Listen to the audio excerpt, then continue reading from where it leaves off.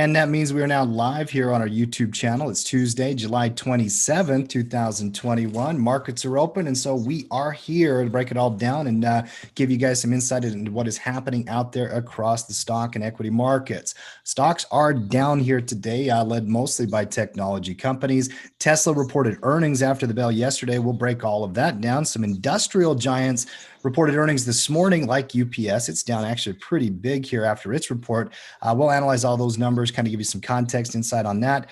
And we will have a little bit of an earnings preview for tonight when the big dogs, Apple, Google, Microsoft, so many names reporting here after the bell today. Got a full fun show planned for you outside of all of those things. We're going to bring everybody in here. Coach Matt first. How you doing today, sir? Jim, I'm doing pretty good, decently. Market's down, what, about 1% right now? It's down about 1%, maybe closer to 2 on some tech stuff, but yeah. I feel like personally I'm up 0.25%, so I'm doing better than the market. That's relative strength, brother. No doubt about that. So a little bit better than this tech market here today, but we'll take a look at the technicals. Emily, how are you doing there? I am doing wonderful. I cannot complain. Wonderful to have you, by the way. I know you took a little trip and back in the action, back in the markets, taking a look at what's going on. It's quite a day. We'll get your insight in a little bit. And we're also going to play another round of Queen's Court later in the show. But first, one more pleasantry here. Mark, how you doing today, sir? Dude, I wanted Matt. I only got half of it. He's doing better than, but he's not doing as good. I listen. Like I thought about Boston. I thought about Boston Science. I thought about Raytheon a little bit, but I was like, they're not up that much. You need to, like right now, you need to follow the Olympics closer and insert an Olympic in who just won a gold medal here. But I'm not doing as good as X. Right? The Russians just beat the U.S. gymnastics. That's all I know. And the reason I know that is it was the #1 story I just read on CNBC. Why? I don't know, but it was there. So that's what I know about the Olympics. And the American team forgot to play defense against the French team. I saw that in basketball. I also saw Simone Biles got some kind of injury. She might be out of the Olympics. Hopefully she'll be back to dominate the team, the individuals on Sunday. But again, that's all I know. I read one article on CNBC and I'm an expert. I'm good. When's the foot races? Go home. At least I read an article. Oh, man. Let's just throw him out the planet. He doesn't even do When are they foot Are we in ancient Rome and we're going out to is it the start of the original Olympics? But okay. 100-meter dash? We're not talking. Move on. Here we go. Let's talk markets here today. Yeah. Let's break it all down. Let's just get some technical response here, Matt. What are you seeing here in the chart? It's honestly been a fascinating morning so far. The futures market on the overnight action really did not participate in what was happening around the world. You saw, especially there in the Asian markets yet again, they're especially in the Shanghai and the Hong Kong stock exchanges got beat up a little bit, down 4.5% respectively. Chinese crackdown still happening on Chinese tech and education companies. And so, but what was interesting is that storyline's been ongoing. The futures market doesn't even care about it. It's acting like there's nothing to see here, even through the European market hours, which are right in this type of technical range right here. You see a nice little price response. So initially, here's the European market open, follows the Asian open, but it really kind of recovered the price. Nothing really to see here. It really didn't start picking up any degree of volatility in the market until the actual cash open here this morning. And so, a little bit of a negative response to the cash open. Volatility did ensue following that negative response on the cash open. And now we're in one of those moments in time that, we have seen very fairly often in recent technical data where it violates an intraday support level. The important one that it violated was right here at 43.90. And now you're just inching your way down the chart as you look to find that next level of support. It's kind of tough from that perspective as you did break down underneath that 43.80 barrier. Where's the next level of support? You really don't start finding anything of significance until you get down into the 43.60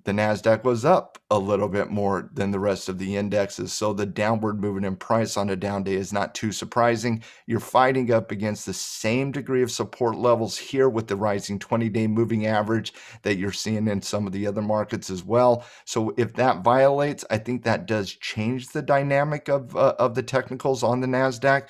But until that happens, we're still looking at a bullish uptrend with some slowing momentum in the face of some very significant technology earnings reports later on this week, and specifically here tonight when you start getting Microsoft and Apple and AMD as well comes out tonight, I believe. Mhm. And then specifically when you're looking at the sectors, and Mark, you've been talking about this quite a bit in recent tackle trading commentary, talking about those defensive sectors and how not just with the recovery over the course of the last few days, but just with having the ability to maintain a punch right now in the marketplace. That's a great way to put Like it. I feel that's very important. This market feels a little fickle right now, and it feels like some of those more aggressive areas of the market, if the wind just changed, it seems they can get blown down a little bit easily right now. Not the case here in the defensive sectors. Their feet kind of feels like they're standing in cement.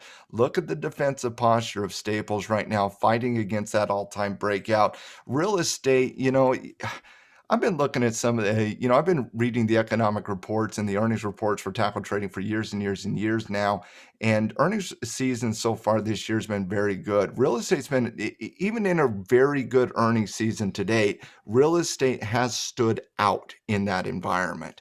And you're looking at an environment right now where defensive is quickly becoming the phrase we're going to be talking about as market participants, and rightly so, as they have maintained their technical posture. Real estate breaking out here, and there's a lot of great plays.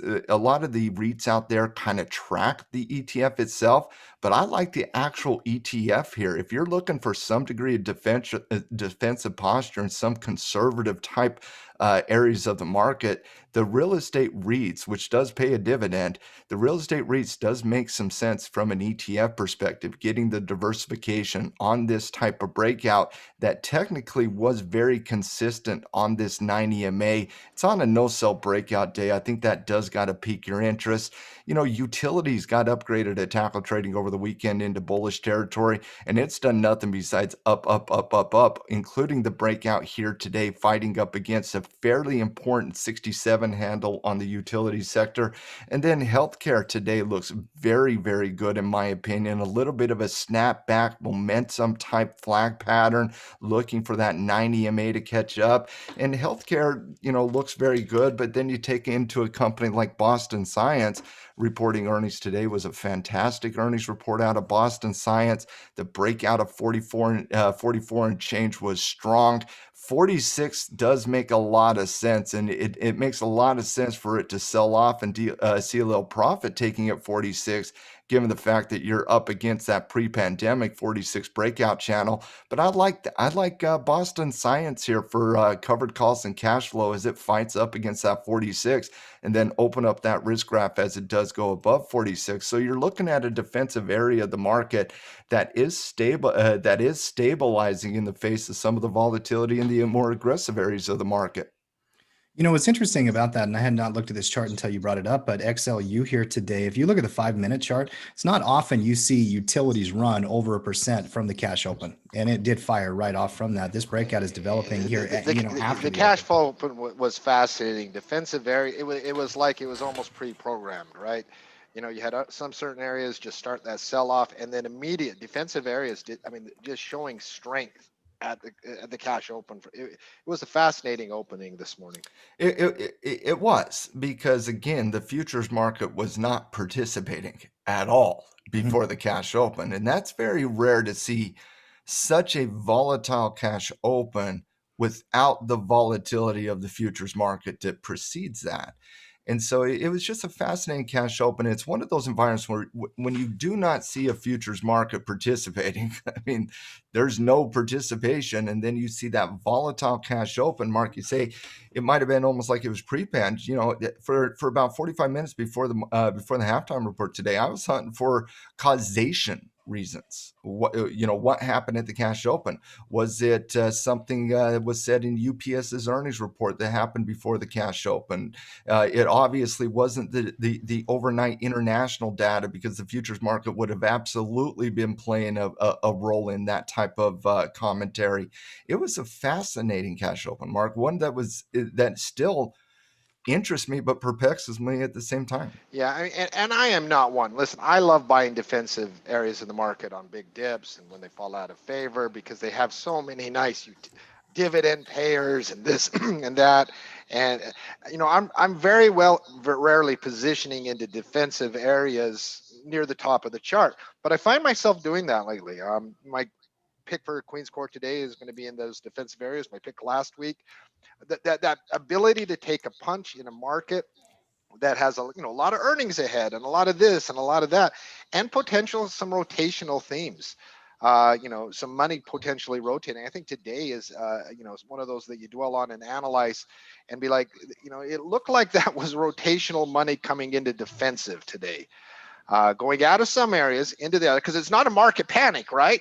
Everything's not down. In fact, across the board, defense looks pretty healthy. So just very, very interesting analysis right now on this. Yeah.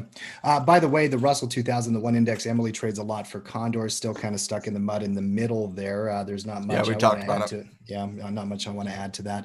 Outside of sectors, Matt, obviously, some of those defensive areas picking up, some of the other ones selling off a little bit here today. I wouldn't start calling this rotation this quick here until we see earnings tonight. Tech has a big. I can understand why Mark would make a comment like it felt like there was rotation coming in defensive, because there does seem to be some coordinated effort in money flowing into defensive. I'm not ready to call rotation as of yet. I think we're seeing that in our rankings that tackle trading over time. But it is certainly interesting that the defensive areas of the market are shoring up, and they're obviously the most consistent right now. Yeah. All right. Again, I'm not calling rotation until I see what happens on Apple, Google, Microsoft.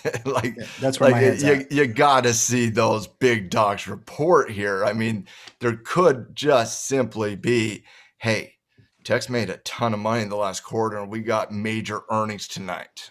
Yeah. It could easily be that. And again, I'm not willing to call rotation yet when we haven't violated a daily support level on the NASDAQ or the S&P yet. No. And so all we're seeing is a one-day test of momentum support levels. Let's see it continue through that before we discuss the rotation. But I certainly do understand why Mark would make the comment. I agree. By the way, the economic data over the last 24 hours was pretty in line with expectations. There was nothing there that grabbed my attention either. I did see a report out of the IMF. They increased their expectation for U.S. GDP this year and next year as well. Did you also see what they said about inflation? What did they say about inflation? I did not see that. You should read that article further. Yeah. What did they say? Okay. They said they warned the U.S.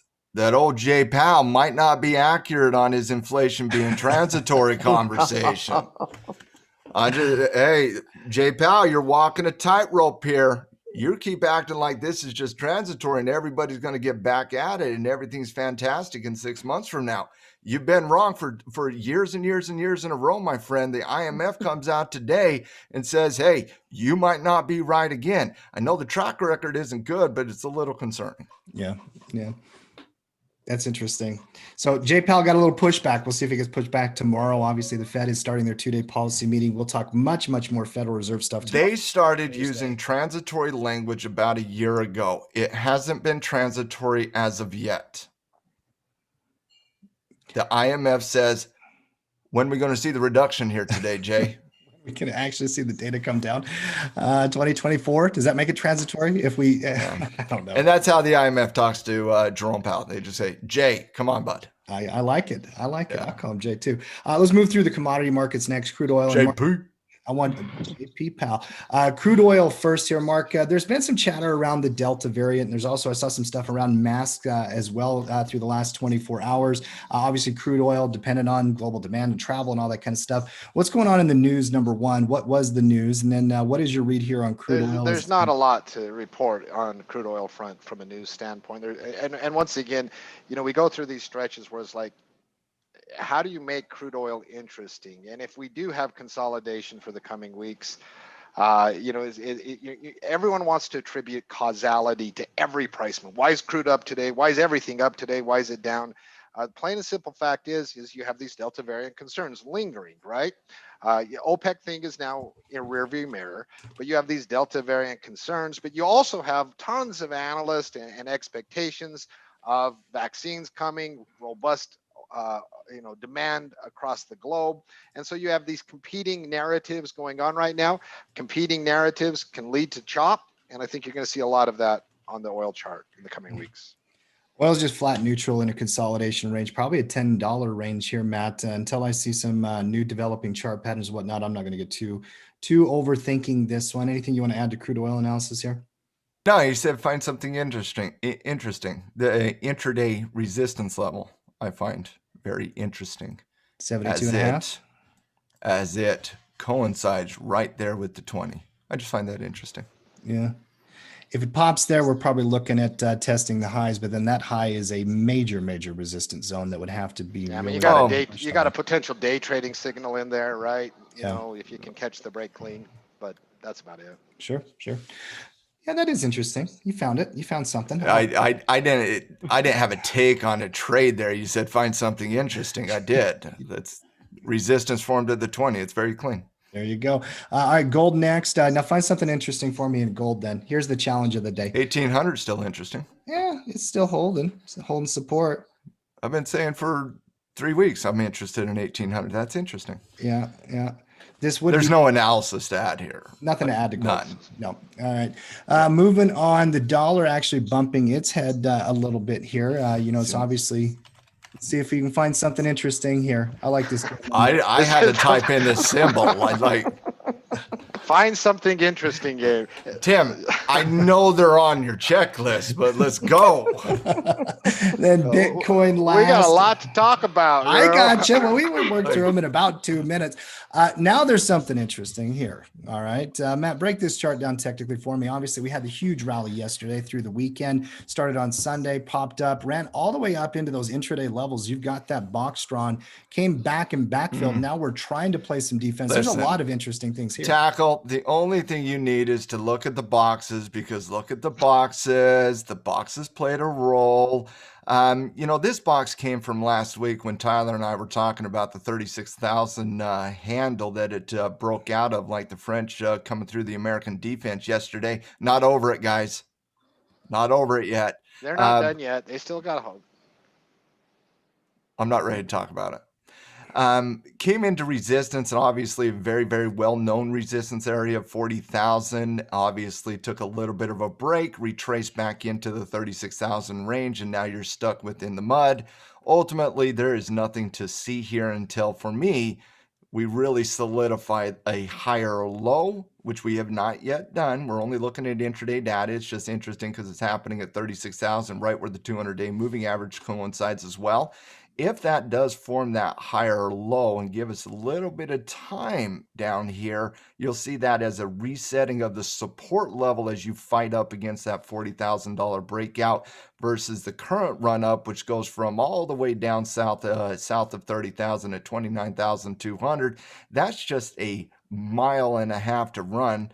A little too far, gets too far overextended coming into the breakout channel. This resetting of the support level will be important as it does play a role in that ultimate breakout. The conversation has changed around crypto in the short term here in the last couple of days. I know Amazon, by the way, walked back the story. Yeah, is it just me, or does it, like, the conversations that everybody has on Bitcoin is nonsensical to me? It seems nonsensical. Yeah. Yeah, like I don't even care what they have to say. I'm looking at this technically. Technically, that's the only thing I care about right now on Bitcoin. Literally, the less people say and the less I hear about what people's opinion is on Bitcoin, the better of a tradable valuable asset it's going to be, in my opinion. Yeah, it's starting to develop that way, and I Well, I really mean, like what's Amazon happening. says that yesterday, and everybody and their dog overreacts. Amazon has to walk it back. Yeah. We've seen this storyline with corporate America adopting Bitcoin now for about 6 months. They're willing to dip their toe. They're not willing to fully embrace because of certain messaging that happens on the other side. Yeah. They don't need to come out and pump their chest about something they are going to do in the future, and when it wasn't even their story they released. I understand why they kind of moved away from it, but it would be shocking to me if Amazon does not accept some form of crypto payment at some point in the next few years. I mean, it really would be very surprising to me. I think a lot of corporate adoptability stories are going to happen that way. All right. Maybe not. I don't know. What I know is that the Amazon story yesterday was really a non-story, and we said that yesterday. Yeah. And the technicals are pure, and so stay focused on those. All right, let's move on. Let's move into stock talk. Really, the story of today and the story of tomorrow and the story of the next day, including the Fed on Thursday, but will be corporate earnings. We got a big slew of them here today. It gets really, really busy after the bell and in the morning as well. But we got a bunch that we do got to break down, including starting with Tesla here, who reported after yesterday's close, and it was looking okay throughout the night. It was looking okay throughout the whole thing. There was just never any real gust to it that was going to propel it to move forward to the top side. The initial price reactions were a little bit positive, 1-2%, but Matt, it's now since faded and come back down. What did you learn from the report? What were the numbers? What do you got on Tesla earnings? Well, Tesla's raw numbers were actually very, very healthy. They came in at 145 versus the expectation of 96 cents. Revenue came in above the expectation of 11.2 billion at 12 billion. Revenue increased year over year by 98.1%. I mean, very robust numbers, and obviously numbers that typically get gobbled up by the Tesla trading community.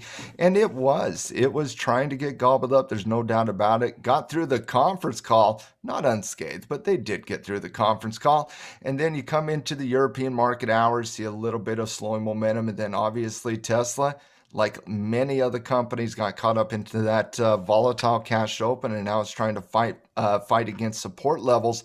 And those support levels are very, very, very important, in my opinion. You're looking at a horizontal support level right here at 630. You see a couple wicks test underneath that level. It also coincides right here where the 50-day moving average is. You just violated the 200-day moving average. That trend line right there is not a trend line. I apologize for that one, but you ever since I took that off, you cleared it up a little bit.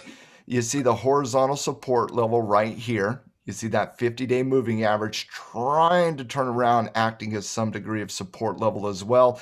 This is one of those scenarios where you have a lot of pressure coming to the downside after a double top that could not break out of that, $700 zone plus the trend line as it's coming down here. That's putting pressure on that support level. This is one of those environments where Tesla better hold. It's got a hold moment here in front of it, no doubt about it, but it's got a lot of reasons why it could hold. Actually, the report was fairly strong, in my opinion. There were some obviously drawbacks and some takeaways where people didn't get too excited about it. Major support, some moving average, horizontal stuff. It could hold. If it doesn't, we'll trust the technicals. I don't want to get too worked up on that. I do want to talk about these numbers, though, Matt, because revenue grew really, really good on a year-over-year basis. They came in top line, bottom line. They had the first time they've ever had $1 billion in profit in a quarter. It happened this quarter. Their deliveries of vehicles were very, very strong, 200,000 vehicles delivered in the quarter. There were some challenges, though. Obviously, they cited supply chain challenges. They cited factory challenges. They delayed the launch of their semi-truck until next year. Some other issues. I thought this was going to get scooped up yesterday after the bell, and I was watching it strengthen. It was interesting. Oh, it absolutely was going to up until the cash open. Yeah. I mean, that's just the simple reality. The cash open really rocked this area of the market, the disruptive innovation ARC type area of the market. The cash open really impacted that. Gaming companies got rocked, aggressive growth companies got rocked. And so Tesla had a chance to do something special here today on the backs of what I would consider one of the better earnings reports Tesla's had in recent history. The 98.1% year-over-year increase, the delivery on cars, all very good metrics for Tesla. The EPS number was very, very, very healthy for Tesla. And you look at these EPS numbers, 76 cents, 80 cents, 93 cents. increases all the way to 145. And so you're seeing an increasing growth story happening on Tesla that I find very, very, very fascinating. And so the fundamentals are probably, don't get me wrong, you still have some valuation concerns, but Tesla is passing the test, not from a value perspective, but from a growth perspective. And this is a growth company that is fundamentally growing. So I actually really like their earnings numbers, and don't think you could ask for much more than what you did get from a raw number perspective. Had a chance to cash open was nasty. He's got to hold that 50-day moving average. Elon Musk says he's not going to attend the conference calls in the future unless he has to. I was going to bring that up if nobody did. Did you say that? I was going to bring that up. I thought that was interesting. And one of the just kind of a pleasant thing for me personally, there was only a little footnote about their Bitcoin holdings at the very bottom of almost every one of their reports. So they took a $23 million impairment charge against Bitcoin. And there was another data point I did want to share. I wanted to make sure I shared this one. Their revenue from regulatory credits, which is I was going to bring up the same thing, was actually down 17% from a year ago. I mean, a lot of this profit that they built was literally just on selling cars. So no, I mean, and I think that's worth noting because we joke all the time, and for good reason. Basically, all of their profit over the last year, when they started to turn a profit. US EV credits, though? I can't confirm that. I had that as total. I got $354 million worth of regulatory credits. It seems like US EV credits. We'd have to check. Yeah. All right. Well, anything else on Tesla here, guys? Because we got several others. I thought the raw numbers, cash open notwithstanding, I thought the raw numbers was actually very, very interesting for Tesla. And congratulations for Tesla on the beat here this quarter. Let's move on to the basic material space. Thank you, Hunt. Let's move on to the basic material space with Sherwin-Williams and a couple chemical companies reporting earnings here today. Sherwin-Williams comes out with 265 versus the expectation of 268. Slight miss on EPS numbers. Revenue did come in line 5.4 billion versus the expectation of 5.4. Guidance was slightly lowered into the lower end of the range. So whatever the opposite of the trick is, Sherwin-Williams did the opposite of the trick, and they're up despite a negative miss. I'm just saying, just throwing it out there. But they did do the opposite of the trick. They lowered their guidance within the lower end of the range, and the algorithms are like, we appreciate it. All right. But truth be told here, you are looking at a breakout potential against a very, very important resistance channel. You see that resistance right there at about let me get an exact number there. You see that resistance form about 288.70. You see that coincide with the intraday high here today. So you are fighting against some fairly important resistance levels. Anytime you see this degree of consolidation over a certain amount of time frame, I like to lengthen the time frame out on a weekly chart. That weekly chart, you see the breakout potential here. You see the breakout last time, see the breakout there. Sherwin-Williams, 3 out of the last 4 breakouts have paid out very, very, very well. So it's something to keep an eye on in the material space. Echolabs, another specialty chemical company, reports 122 versus 118. Revenue came in line at 3.2 versus the 3.1. It was basically a repeat performance of the Sherwin-Williams report, and so very similar coming out of both of those spaces. But if you're going to look at either one of those, the Sherwin-Williams weekly chart certainly does stand out to me against those two companies. Moving on, I got to go through fairly quickly here today as we do have lots of earnings here today, but tomorrow's the big one. Tomorrow is the fireworks. Tomorrow's when you show up, tackle, because tomorrow's Apple, Microsoft, AMD, Google, and that's just the ones that do report tonight. The ones that report tomorrow morning, more of the defensive names. You got a Pfizer, you got a McDonald's, but you do also have Shopify and Boeing. So a lot of earnings tomorrow as well. Let's talk about 4 earnings reports that are impacting the industrial space. And yes, having an impact on the market's cash open as well. And let's start with UPS here. UPS did provide some commentary regarding a little bit of contraction in their U.S. operations, but their raw numbers were actually very healthy here. And as you can see, like we just did, you can see expanding EPS numbers over time. They did come in at 306 versus the expectation of 275. Revenue came in at 23.4 versus the 23.2 expectation. That resulted in a 14.5% yearly increase, year-over-year increase in revenue. You see the market starting to go down here on their raw numbers, but what it really was the commentary on U.S. Contracting their operations that really saw the market start pushing down. That happened literally right before the cash open, and I do believe did bleed into a little bit of the negative response today to the cash open.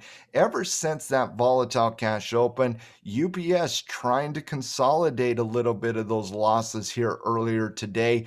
But the problem is, other than the breakout channel following the gap, nothing really to really kind of hold on from a support perspective. Got to see that form first, but more than likely, you'll see something around the 180. That gap down following a beat is a little concerning in my opinion, especially given the fact that a lot of it was based on commentary and not based on actual metrics. Keep an eye on 190. 190 falls. 180 is a stone throw for UPS. Negative reaction, got gut punched. We'll see what UPS does over the next little bit, but it certainly needs a little bit more time before any degree of technical analysis can be performed on that. Looking at RTX, the opposite of UPS, RTX comes out at 103 versus 92 expectation. Revenue came in at 15.9 billion versus expectation of 15.8. Revenue did increase 12.9%. They slightly increased guidance. And so Raytheon here slightly increases guidance on official beat and a beat. They're slight beats, but beats nonetheless. A beat, and so if it's a hat trick when you get beat, and an increase in guidance, what is it when you slightly beat, and slightly increase guidance? It's a stand-up double. It's a stand-up double. Switch sports, yeah. I was going to say we're like cross-mixing sport analogies. Yeah, it's fine. There. We can use any stand-up double. Stand-up double. Yeah. Raytheon had a stand-up double. Could have pushed it to a triple. Didn't do it because it didn't break out a 90. But this is one of those companies that I feel that could be on a watch list here as it develops on this weekly chart. You're seeing a weekly chart. That 90 stands out to me on Raytheon quite a bit from a technical perspective. You see the resistance channel before a violent sell-off here all the way back to 19. That resistance channel right there coincides with the current resistance of 90. Positive response to their earnings. Like I said, might need some time to develop here, but this seems on Raytheon like a quick journey to 95 target 1 by 100 target 2.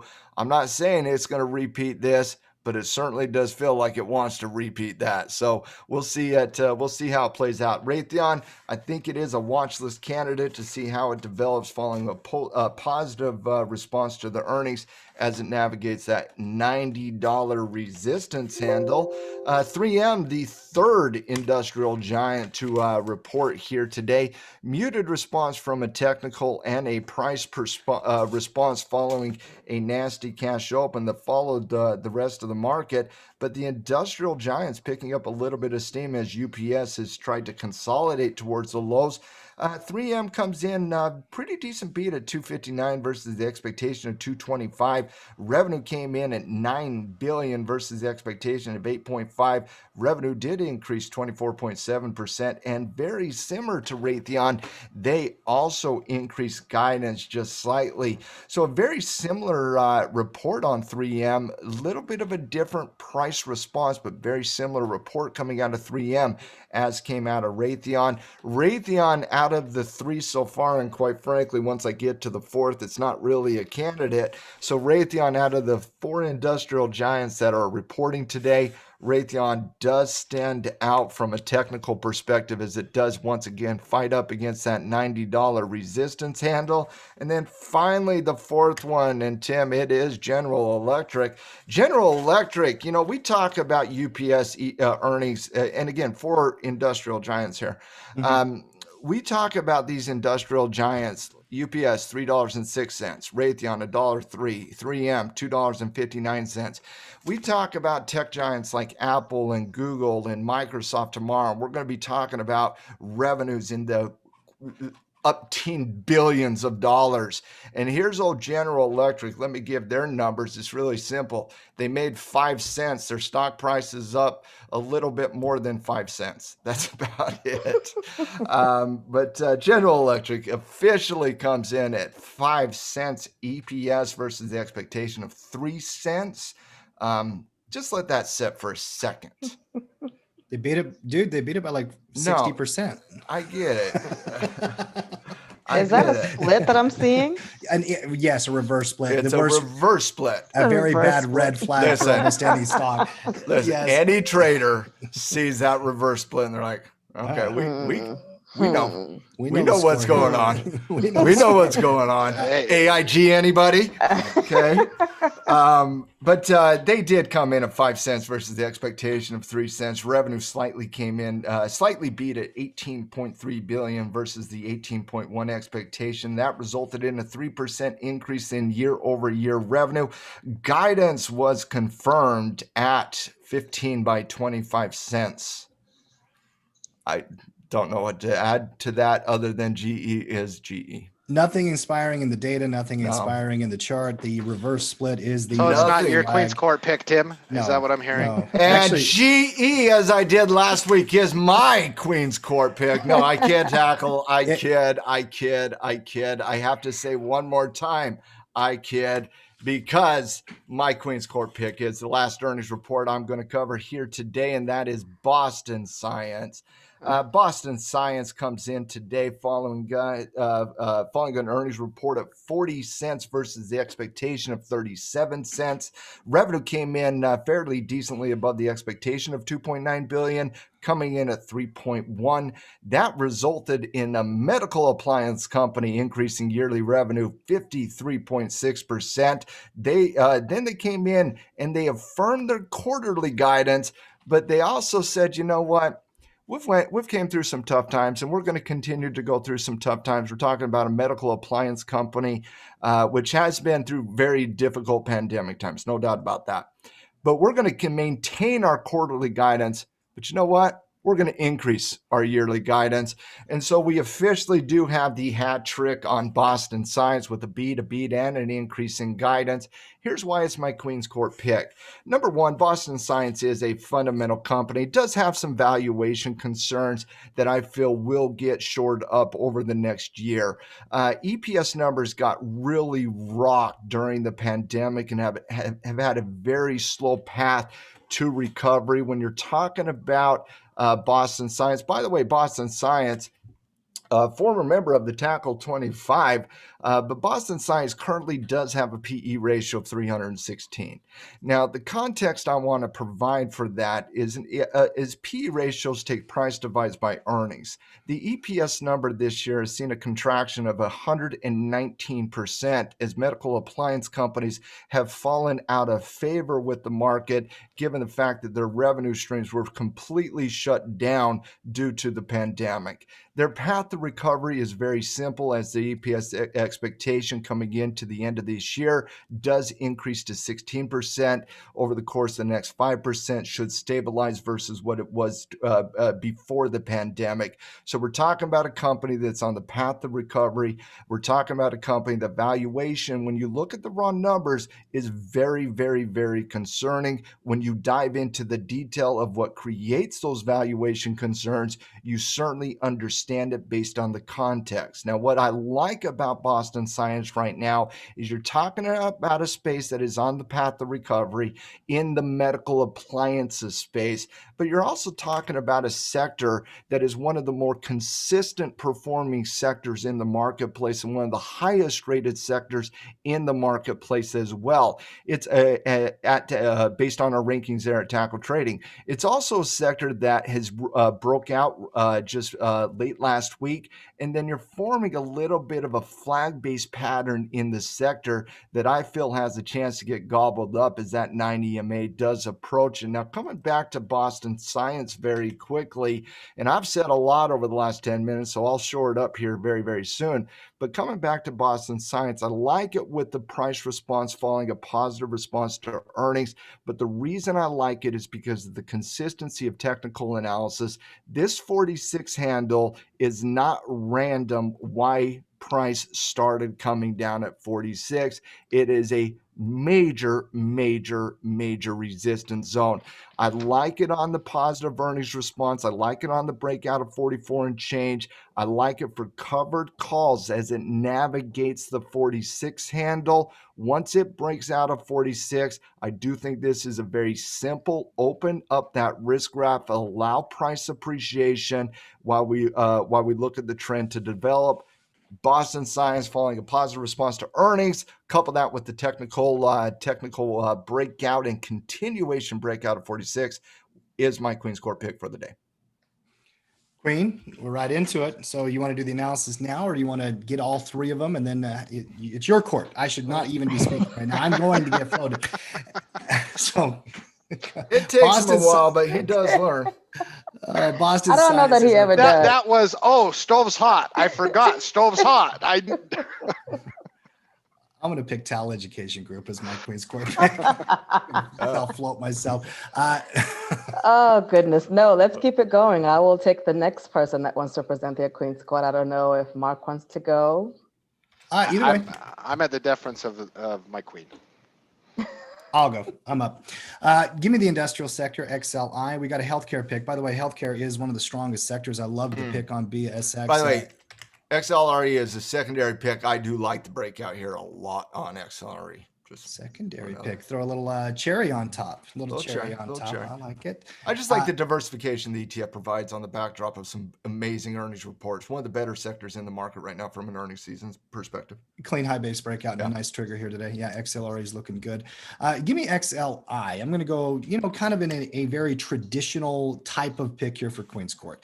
And a couple simple things. Number one, XLI right now is been an underperformer for a couple months against, say, things like technology, but it was one of the strongest performers for the better part of 6 or 7 months on the economy reopening themes and all those type of stuff. If you've been watching the headlines, catching it on social media, you probably are aware that the politicians in Washington continue to debate infrastructure and move the process forward. And whatever the headlines are saying, don't even sweat it. They are going to pass something at some point here over the next little bit. That's my personal belief. I think that's where the markets are pricing in an expectation. So you're going to have the backdrop of infrastructure that will be there. Now, I don't necessarily know if that will be a short-term catalyst or a long-term catalyst. I'm interested in it from both, quite frankly, see what the price response will be. XLI's got a very, very clear resistance zone.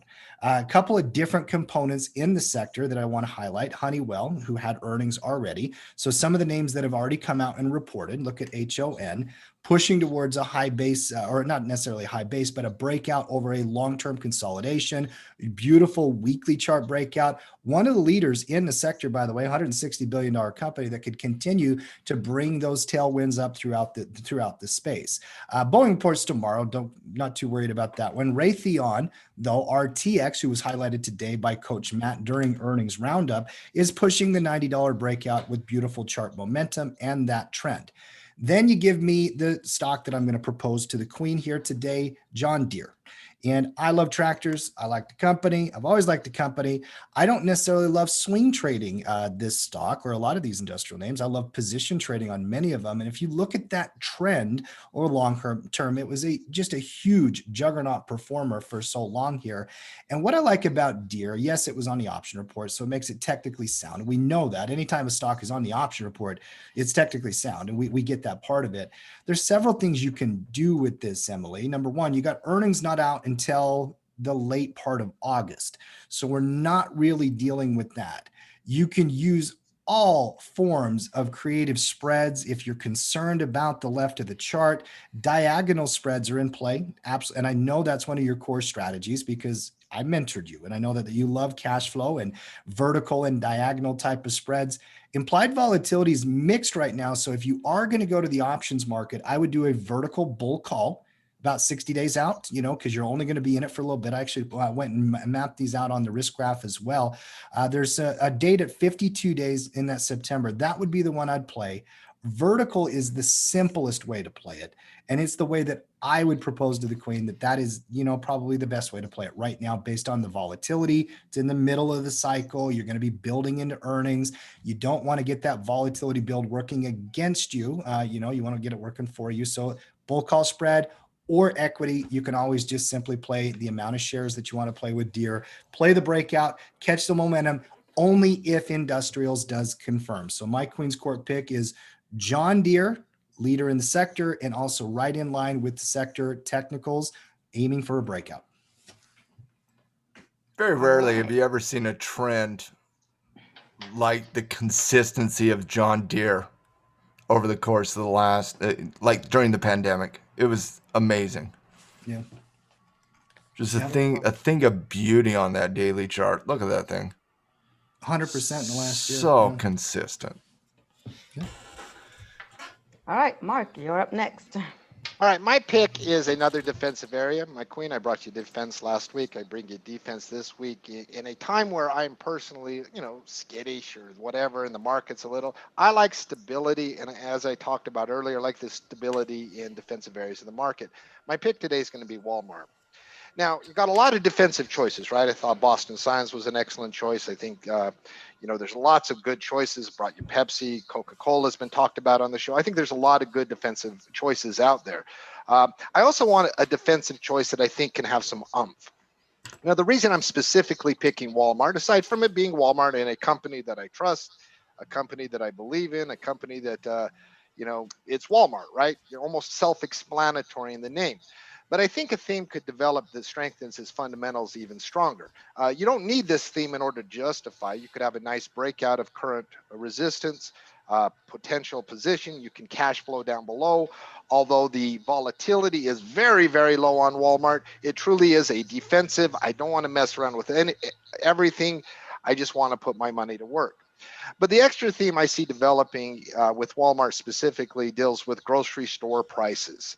You had a CEO come on last week on Fox Business talking about how, listen, we're seeing this tremendous increase in the cost of what we're having to buy, and said it is getting so serious that we could see increases of grocery store prices by 10 to 14% by October. It's a pretty outlandish statement. That would be a massive increase. So take him for what he's at, but you don't need to take him for what is at, because you're starting to see in report after report, like at a Kimberly-Clark last week, price of goods is going up. Makes sense, right? Raw material producers have to pay more. They have to pay more. They pass it along the line. So we see those inflationary pressures. Well, the one thing, if grocery stores continue to climb at escalated rate, if packaged goods continue to rise at escalated rate, people got to eat still, right? People still need those consumer staples. That's why they're called consumer staples. And consumer staples, by their nature, they're part of the everyday life. They're not a discretionary item. And if you see increases in these type of percentage-wise, it's going to put pressure on real Americans, because their wages are not going to escalate at the same rate as the cost of goods they're going to have to buy. Like it or not, and I know Walmart brings out some negative sentiment in some individuals. I don't personally share that, but I understand the argument. I respect the argument. I really do. Walmart has tremendous purchasing power. They have amazing pressure to put pressure on those suppliers. If grocery store prices go up, price of goods at Walmart is still going to go up. But I suspect that the prices of goods are not going to escalate at the same percentage that others do. If real Americans aren't keeping up with their wages at the price of inflation, They still got to eat, and I think the pricing power and the general discount nature of Walmart attracts a few new customers, certainly retains the ones it has. So in an area of the market that's defensive, that at a minimum is defensive right now by its nature and is showing some real resoluteness, I think you could do a lot worse than Walmart. Additional theme tacked on, specific ways to play. If you see some in staples, because it's pushing its resistance area, you see a breakout potential. I think there's some position trade directional opportunity here. If you want to be real conservative, you have a rising 20 monthly in which Walmart has tested it a couple times along the way over the last couple years, came back to that 20 monthly, bounced pretty clean like it has. That's rising up, acting as and it's on the monthly chart, it's rising act as a nice secondary trend momentum indicator that lobbying naked puts above that 20 monthly. We're waiting for pullbacks. It's bounced pretty clean over the last couple years.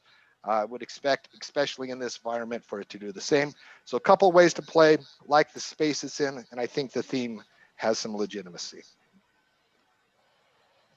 All right. When is our earnings on Walmart? I don't know. I'm still stuck on the momentum indicator on the monthly chart. I see it. It's August. Late August. It's 4 weeks. Yeah. We got a month. Yeah, we got a month. We got time. Okay, let's start with Boston Science. Let's go back to that chart here real quick and take a look at it.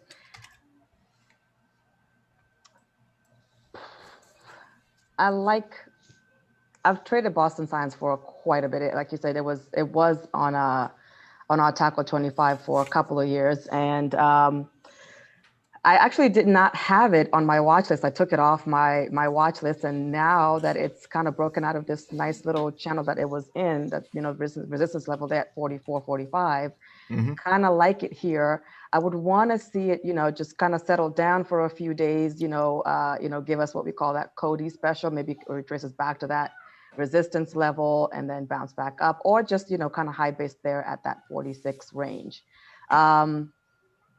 You can do quite a bit with this, right? It's an inexpensive stock, right? You can do quite a bit of things with this. Covered call, poor boys covered call, whatever, naked puts, if you've got enough premium there, which you definitely do. Well, in AM, anything under 46 is just covered calls. Yeah. Like cover it. You open it up on the breakout of 46 eventually. Yep. So I like it for that it's in a price level where pretty much anyone can add this to their portfolio.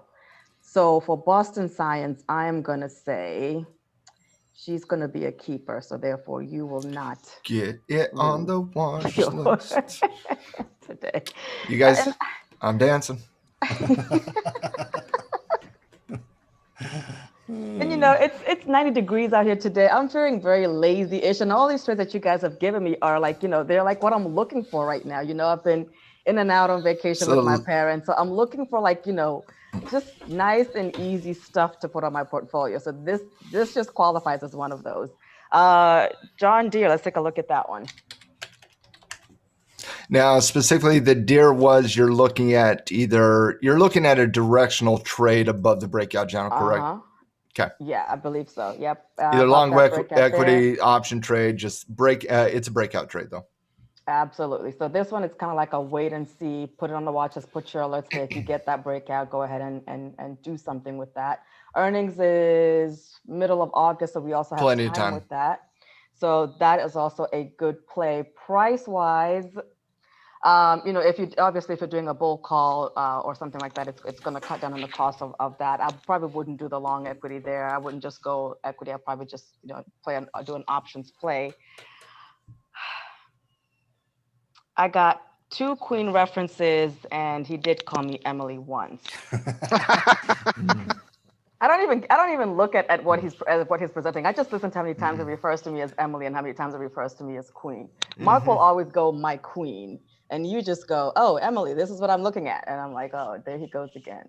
Yeah, respect. I've already. But I like Deere. I like this setup. I like the space, especially if we do get a break on industrial. So I cannot chop your head off just because you refer to me as Emily, but I should. Isn't it just constant? Like you can't, you want to, but you can't. Eggs. I He likes want the the Like, guy eggs. you to now not know my live. last 43 years, Emily. I want him to live. I don't want to kill him. I don't. But Listen, he does it to himself, literally it's every week. it's tough when you're looking at some of those industrial giants, right? You get a breakout here. I think you got to be looking at least at one of those right shoulder breakouts, like the John Deere one, or if you're looking at the Raytheon continuation, anything not named GE, I would say, like the Honeywell, not the right shoulder breakout on Honeywell, but the all-time breakout on Honeywell. Like, I do think I like I do it. think that I like it too. I like it with industrials breaking out. If industrials Yes. doesn't break out, I'm kind of It's a lukewarm. no-go. Yeah. Yeah, I'm with you on that. I like it.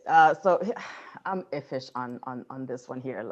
With Mark, the fact that it's Walmart, right? And I like how you kind of have, your theme. And with this one here, you like you said, you almost don't even need a theme. It's Walmart, right? Nice little channel there. It's looking to break out. Weekly looks even better now that you brought it, pulled it out. Earnings is far enough that you can do something here with Walmart, and kind of the same thing. We're in this area of the market where, if it breaks out, it has the potential to run. Mark, Probably you like it covered calls? What did you say? Or you directional?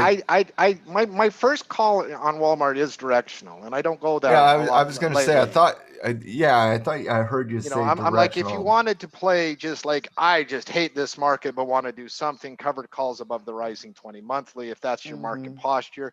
But I personally lean to directional position trade here, or entry into an investment is where I'm leaning. I mean, Walmart's not a great tradable instrument, right?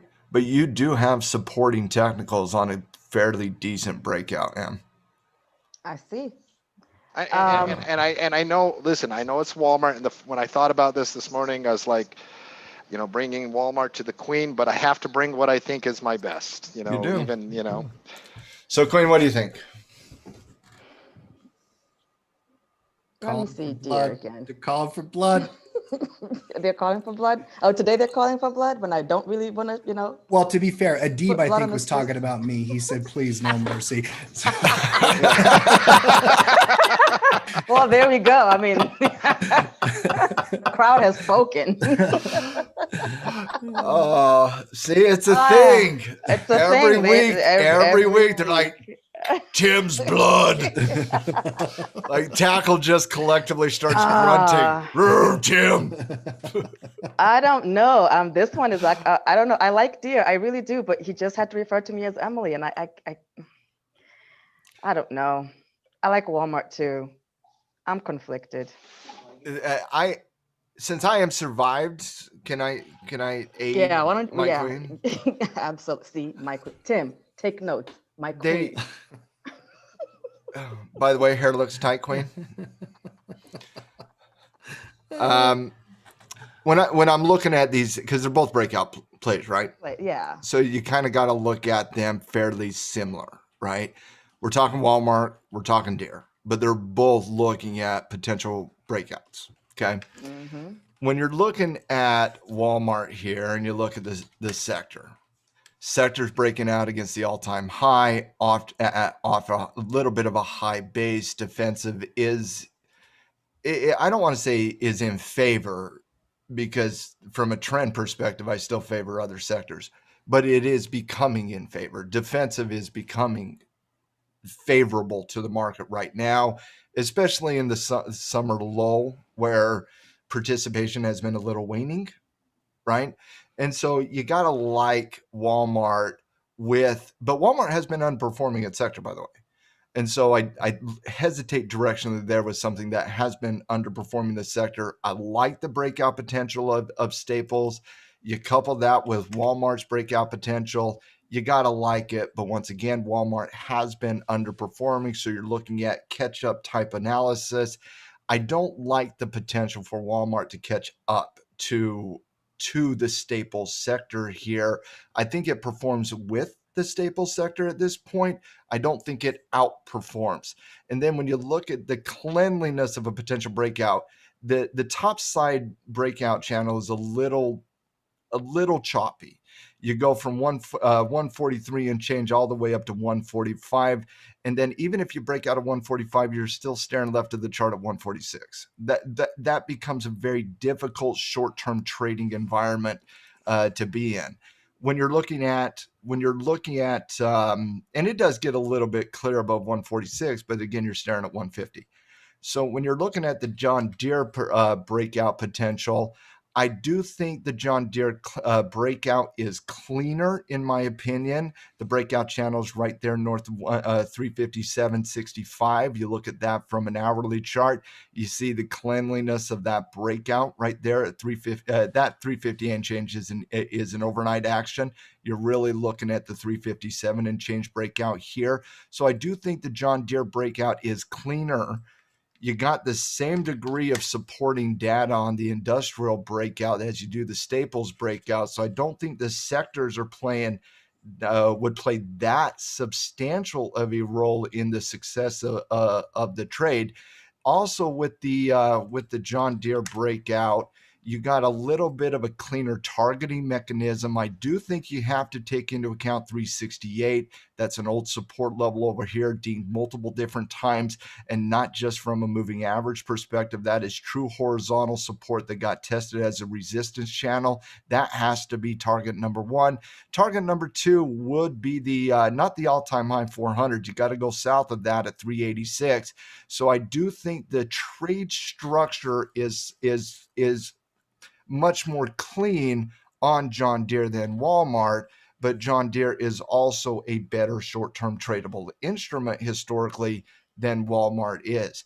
Now, if the trade called for a cash flow environment or some type of position to 3 to 6 months, maybe I would advise you on Walmart. It is the safer play of the two if you are looking for that. But if you're looking for the cleanliness of a swing trade, John Deere is the answer here. Yeah, but he called me Emily. I know. It's tough to overcome. Matt also called you Emily. No, I didn't. No, he didn't. Mark did too. I'll just keep throwing. No, Mark has always referred to me as my queen. You're just I called her M when I was in an advisory role. I've been instructed by very, very trusted allies that I should run as fast as I can. That is what Jonathan has given me the advice in the chat. Yeah. He said, Tim, try to sneak out while they're talking Walmart. Oh my goodness. If you're looking position M, I do like the Walmart from a position a little better. It's got a better supporting theme right now than the economic sensitive industrial sector. Yeah, no, I really love both. I'm not in a chopping type. You don't have to chop. We're not I don't feel like chopping today. I'm not chopping. Oh wait. Tim just said he wasn't chop. Oh, you should chop him for that. She said, I'm not in a chopping mood. No, we're taking it. Chopping mood. Segment over. I like them both. But Tim, this is your final warning. You referred to me one more time as Emily while you're in Queen's Court. You're not even going to finish your analysis. Here's what's going to happen next week. Mark is going to introduce this segment. Or Matt. Yeah, it's really easy. No, you do it. You call me M while you're doing your analysis. Not even at the intro of Queen's Court. It's really easy. Here, let me practice. We're doing Queen's Court. Here's Tim, the Queen. Tim, here's the thing, bro. We have the recording. I appreciate not being chopped. 3 good picks. It sounds like we're just moving forward. I like it. All right, guys, let's start moving back on the market and getting final thoughts here. Obviously tonight is going to be the big earnings, for the entire week. Quite frankly, this is a huge week of earnings. Third of the market is reporting tonight. We've got events tonight as well, Mark. We've got programming notes to tackle trading. I know, Emily, you just held your Dynasty Investors yesterday. I saw the recording go up on the website. So if you guys are a part of the Dynasty Investors, make sure you go check that out. Mark, programming notes from you first, and then we'll get final thoughts from Matt. Coach's Show, Greg Holmes, Tyler Craig on tonight. Coach's Show, 8:30 Eastern. So check that out for pro members. Yesterday was a crazy busy day. Check out the recordings of Emily's Lab and Step System. But a little bit lighter tonight, but we do have Coach's Show at 8:30 Eastern tonight. Coach Show, 8:30 p.m. Eastern time. And by the way, the podcast dropped today. If you are a podcast listener, Trading Justice episode number 435. We had an interview with Coach Greg Holmes. Really enjoyed the conversation, quite frankly. He's a great coach over at Tackle Trading. Matt, talk a little bit about the podcast, then give us your final thoughts on the market and earnings preview. Yeah, really enjoyed the podcast. And Tim, we haven't had Greg on to the Trading Justice podcast in a little bit of time now. And really enjoyed him coming on, and I thought you two had an absolutely fantastic conversation on many things, both from a short-term trading perspective and what he looks for in the stock report, but also the conversation you had on long-term investing. I thought it was a very, very fruitful conversation. So I hope our community really does enjoy that conversation that you guys had. Obviously, we had a market skyline where we talked quite openly about what's going on in the market before that. And then ended the podcast on a really good edition on the coach's mailbag that we brought back for this edition of the podcast. And you guys had some great questions, I felt. And so each one of the coaches took some time to answer those questions for the coach's mailbag. So if you haven't had a chance to download the podcast so far, definitely make sure you get out there and go to tradingjustice.com. You can listen to it on the website. You can also check it out on any podcasting app as well. And then, as always, guys, we do appreciate those 5-star reviews. We really appreciate the downloads, but definitely those 5-star reviews does help us get the good message of Trading Justice out there to people outside our community. So if you enjoy the commentary we provide on a weekly basis in the podcast, those reviews certainly do help, and we appreciate the time you guys take to go out there and fill out those reviews. It can get annoying. I'm honest. We appreciate that. Mm-hmm. We know there's a lot of commentary, a lot of content in everybody's ears and eyes every single day, and we just love and appreciate you guys for spending some of your time with us. And so I hope you guys have an absolutely fantastic rest of your Tuesday. We're off to kind of see that market close and then get ready for some coaches shows later on this evening. Correct, Mark? Mm-hmm. Absolutely. Okay. Huddle later today. Coach Tim and his amazing, beautiful radio voices bringing the huddle to you guys every single day. He might get his head chopped off or should get his head chopped off every single Tuesday, but every day he brings that sultry radio voice to you on a daily basis. So definitely check out the huddle, and 5-star reviews for the huddle if you like Tim's voice. Maybe not the commentary, but Tim's voice.